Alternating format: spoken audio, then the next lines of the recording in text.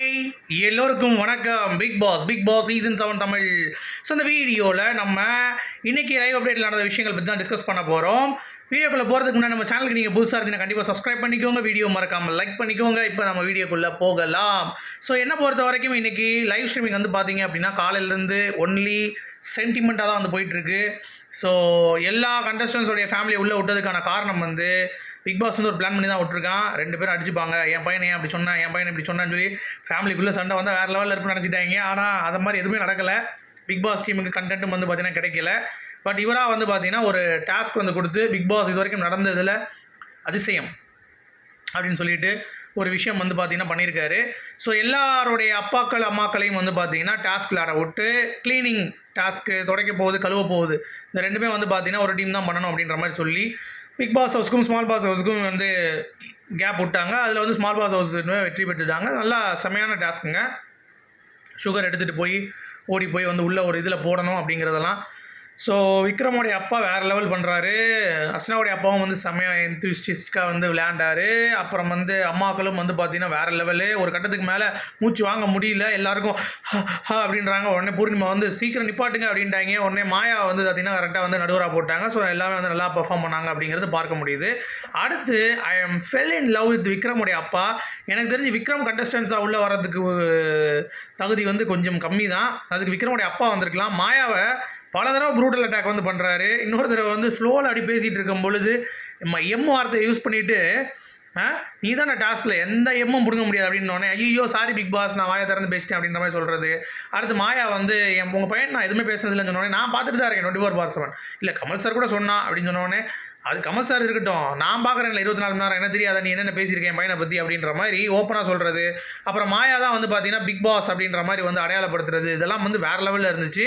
So எங்கே sir இருந்தீங்க, உங்கள் பையனுக்கு பதிலாக நீங்கள் கண்டஸ்டண்ட்டாக வந்திருந்தீங்கன்னா நாங்கள் வேறு லெவலில் ஃபயர் விட்டுருப்போமே அப்படின்ற மாதிரி தான் இருந்துச்சு. ஆனால் அந்தளவுக்கு ஒரு இம்பாக்ட் வந்து பார்த்தீங்கன்னா அவர் வந்து கிரியேட் பண்ணியிருக்காரு இன்றைக்கி வீட்டில்.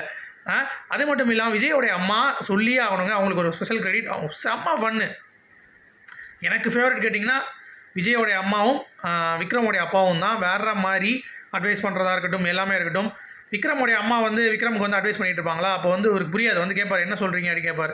அதெல்லாம் ஒன்றும் இல்லைங்க, கோட் வேர்டு மாதிரி பேசிகிட்டு இருக்கேன், ஒரு அளவும் புரியல அப்படின்ட்டு அவர் பாட்டு கிளம்பிடுவார்.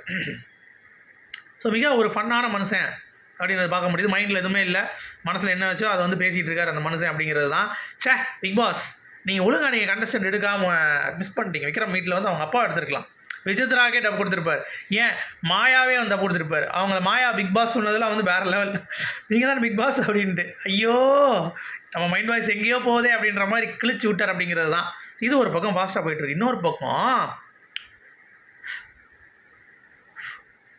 சீசன் 6 ஒரு போட்டியாளர் வந்தாங்க தெரியுமா, மிக்சரு அப்படியே அறுத்து கிழிச்சவங்க ரக்ஷிதா மகாலட்சுமி.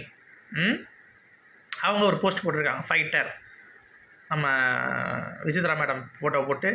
எனக்கு அது தப்பாக தெரியலங்க, she is good, so she is supporting, அதெல்லாம் ஓகே. பட் இப்போ என்ன பிரச்சனை போயிட்டுருக்கு, அவருடைய முன்னாள் கணவருக்கும் விசித்ராவுக்கும் போயிட்டுருக்கு. எந்த ஒரு பிரச்சனையும் வந்து நீங்கள் என்னை வச்சு பண்ணக்கூடாதுன்னு சொல்லி யார் சொன்னது, ரக்ஷிதா சொன்னாங்க. புள்ளி கேங்கை பற்றி பேசுகிறப்ப ப்ளீஸ் அதை பற்றிலாம் பேசாதீங்க, அது என் பர்சனல் அப்படின்னு சொன்ன ரக்ஷிதா, இது என்னது இப்போ நீங்கள் பண்ணுறது என்னது, புள்ளி கேங் பண்ணுறதோட கேவலம். ஒருத்தவங்களுடைய காம்படிட்டர் ஒருத்தர் இருக்கான், உனக்கு பிடிக்காதவங்க, உங்களுடைய எக்ஸஸ்பெண்ட்டுக்கு உங்களுக்கு பிடிக்கலன்னு வச்சுப்போம், அவரை நீ தரம் தாழ்த்துறேன்ற பேரில் நீ வந்து ரக்ஷிதா வந்து இவங்களுடைய ஃபோட்டோ வச்சு பண்ணிகிட்டு இருக்கு. அப்போ நீங்கள் பண்ணுறது பேர் என்னது, இது பேர் புல்லிங் தானே. அவருக்கு எகெயின்ஸ்டா அவர் கேட்கலாம் இல்லையா, கண்டஸ்டன்ஸாக உள்ளே இருக்கும்போது நீ எதுக்கு வெளியே இருந்துச்சு என்ன போடுற அப்படின்னு கேட்கலாம்ல. கேட்டால் சொல்லுவாங்க நான் உங்களை பற்றி எங்கே போட்டேன், விசித்ரா பற்றி தானே போட்டேன், 2 ஒன்று தானம்மா. அவங்க எங்கே உங்களை பற்றியே சொல்கிறாங்க, தினேஷை பற்றி தானே பேசுகிறாங்க உள்ளே இருக்க கண்டஸ்டன்ட்டு, தினேஷோட பொண்டாட்டியை பற்றி தானே பேசுகிறாங்க, உங்களுக்கு என்ன எரியுது அப்படி நம்ம யோசிச்சோம்னா.